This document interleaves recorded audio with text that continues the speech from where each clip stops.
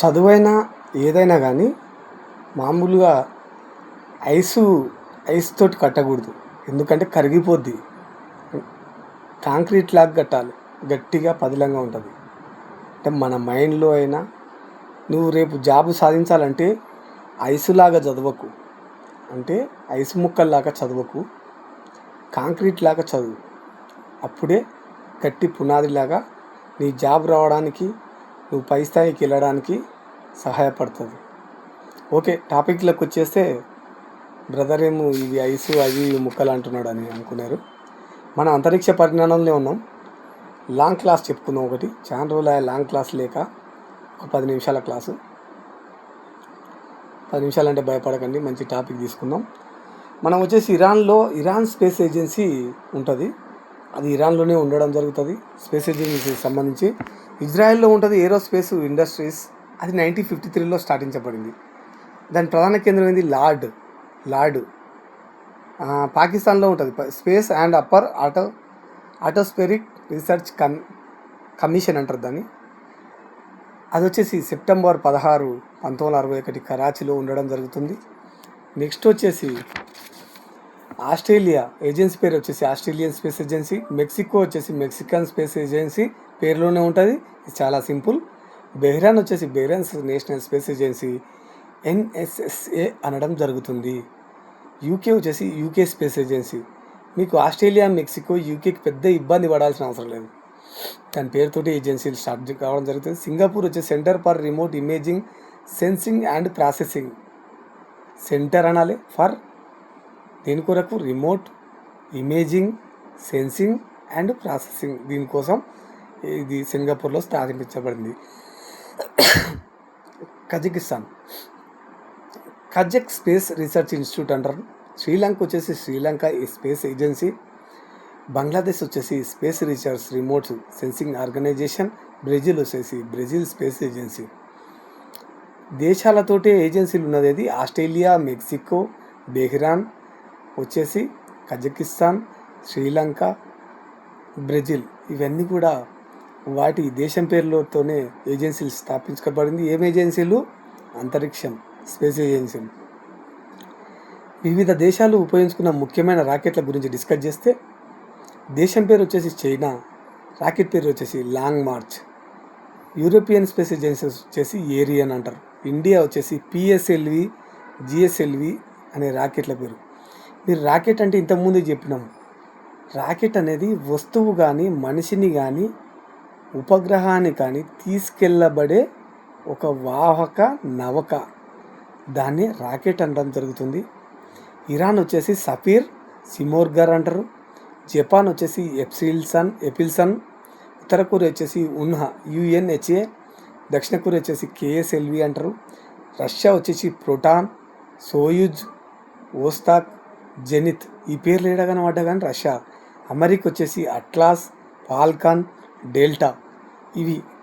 ఈ పేర్లు కనబడితే అమెరికాది. ప్రపంచంలో వివిధ దేశాలకు కూడా రాకెట్ ప్రయోగ కేంద్రాలు ఉన్నాయి. అది సతీష్ ధావన్ అంతరిక్ష రాకెట్ ప్రయోగ కేంద్రం ఏడు ఉంటుంది?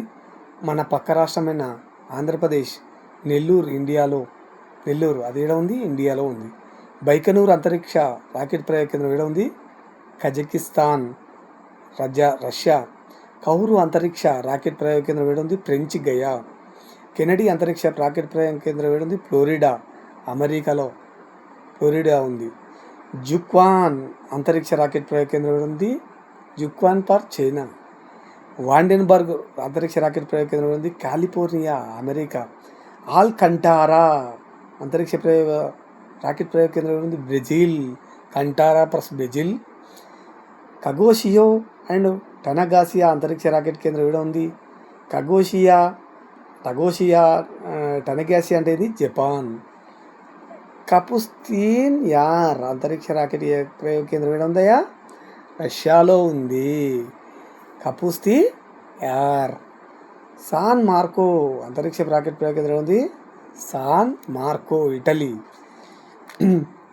అంతరిక్షంలోకి ప్రయోగించబడిన వస్తువులను అనేక రకాలుగా వర్గీకరించవచ్చును. ఉపగ్రహాలు అనవచ్చు, అంతరిక్ష ప్రయోగశాల అనవచ్చు, రోవర్లు అనవచ్చు, స్పేస్ ప్రోబ్లు అనవచ్చు, స్పేస్ షటిల్స్ కూడా అనవచ్చు.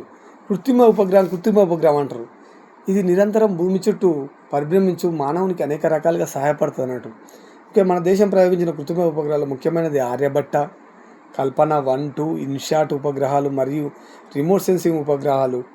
అంతరిక్ష ప్రయోగశాలలు, స్పేస్ స్టేషన్స్ విశ్వాంతరాల్లోకి భారరహిత స్థితి అందు వివిధ ప్రయోగాలు నిర్వహించట కొరకు వీటిని ఉపయోగిస్తారు. ఇటువంటి అంతరిక్ష ప్రయోగశాలను కొన్ని దేశాలు ఏర్పాటు చేసినాయి. వాటిలో ముఖ్యమైనది సెల్యూట్ ఇట్లా గుర్తుపెట్టుకో. 1971 రష్యా దేశం సెల్యూట్ 1 అనే దానికి మనం ఏర్పాటు చేసింది. పిదప ఇటువంటి తరగతికి చెందిన అనేక ప్రయోగశాలను రష్యా ఏర్పాటు చేసింది. దాని పేరేంది సెల్యూట్.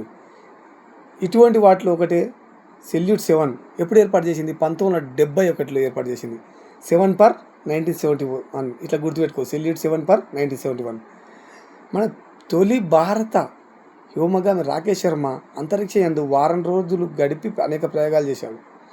వారం రోజులు గడిపిండు తొలి భారత వ్యోమగామి ఈయన, గుర్తుపెట్టుకో. స్కైలాబ్ అని అన్నారు. అందరు అప్పట్లో స్కైలాబ్ పడిపోయింది. అంటే స్కైలాబ్ అంటే ఏందో కాదు, ఉపగ్రహం. అమెరికా వారి మొట్టమొదటి అంతరిక్ష పరిశోధనశాల. దీన్ని 1973లో మే 14 నాడు అంతరిక్షం యందు ఏర్పాటు చేశారు. కానీ 1979 జూలై 11 నాడు ఇది భూమిపైన కూలిపోయింది. అప్పుడు స్కైలాబ్ అంటే ఏందో అనుకున్నారు. అమెరికా అంతరిక్ష నౌక. అది 1973లో మే 14లో ప్రవేశపెడితే 1979 జూలై 11 అంటే ఇంచుమించు మనకు 6 సంవత్సరాల వ్యవధిలోనే భూమిపైన కూలిపోయింది.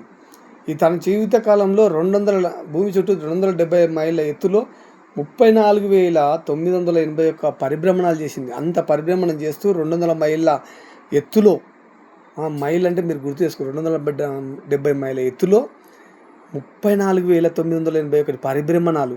పరిభ్రమణం అంటే తన చుట్టూ పరిభ్రమణం అని ఉంటుంది. పరిభ్రమణాలు భూమి చుట్టూ తిరుగుతుంది. భూమి చుట్టూ పరిభ్రమణం చేసింది కాబట్టి భ్రమణం అంటేనేమో చుట్టుముట్టు తిరగడం. భూమి చుట్టూ పరిభ్రమణం చేసింది అన్నట్టు. అలాగే మీర్ అనేది రష్యా వారి అంతరిక్ష పరిశోధనశాల. మీర్ అనగా శాంతి లేదా ప్రపంచము అని అర్థం. 20 ఫిబ్రవరి 1986లో రష్యన్లు మీర్ అంతరిక్ష కేంద్రంలో ఏర్పరిచినారు. మీర్ మళ్ళీ మ్యాడిలర్ స్టేషన్ అంటారు దీన్ని. 6 స్పేస్ క్రాఫ్ట్లను ఒకేసారి తన దగ్గర ఉంచుకునే సామర్థ్యం ఈ స్టేషన్ కలదు. 6 స్పేస్ క్రాఫ్ట్లను ఒకేసారి మీర్ స్టేషన్లో ఉంచుకునే సామర్థ్యం ఉందన్నట్టు. అర్థం చేసుకోవచ్చు దీనికి ఇంతగల సామర్థ్యం ఉందంటే పెద్ద స్టేషన్ అని. దీని అందుగల సౌర పలకలు పనిచేయకపోవడం వల్ల 23 మార్చి 2001 మీరును దక్షిణ పసిఫిక్ మహాసముద్రంలో కూల్చివేశారు. ఈ స్పేస్ సెంటర్లను దక్షిణ మహాసముద్రంలో కూల్చివేశారు. భూమి మీద కూల్చివేస్తే ఏమవుతుంది? జనాలు, జీవులు ఏది ఉండరు, పడితే మొత్తం స్మాష్ అవుతుంది. అందుకే దక్షిణ మహాసముద్రంలో కూల్చేసి దాన్ని తన జీవితకాలంలో 86,331 పరిభ్రమణాలు చేసింది. ఈ స్పేస్ సెంటర్లు అంతర్జాతీయ అంతరిక్ష కేంద్రం అని ఉంటుంది. దీనికి 16 దేశములు కలిసి సంయుక్తంగా నిర్మించినాయి. సంయుక్తం అంటే అన్నీ కలిసి. దీని నిర్మాణం ఎందుకు పాల్గొన్న సంస్థలు NASA, Roscosmos, JAXA, European space agency, Canada space agency. మనం ఇంతకుముందు చేసుకున్నాం నాసా, అమెరికాకి సంబంధించినది space agency, Roscosmos, JAXA Japan సంబంధించింది, European space agency, Canada agency. భూమి ఉపరితలం 409 కిలోమీటర్ల పెరిగి 416 కిలోమీటర్ల కక్షలో పరిభ్రమించున్నది. కక్ష అంటే దాని చుట్టూ అది తిరుగుకుంటా. దీని వేగం 27,600 కిలోమీటర్ ఫర్ అవర్. ఒక గంటకు 27,600 కిలోమీటర్ ఫర్ అవర్తో తిరుగుతుంది. దీని ఆవర్తన కాలం 92.69 నిమిషాలు. కాబట్టి ఒక రోజులో భూమి చుట్టూ 16 పరిభ్రమణాలు చేస్తుంది. దీన్ని 1998లో ప్రారంభించడం మొదలుపెట్టారు. దీని నిర్మాణం వ్యయం 4,50,000 కోట్ల రూపాయలు. ఇవి అన్ని కేంద్రాలు కలిసి పెట్టడం జరిగింది. Thank you friends. Long video. Thank you.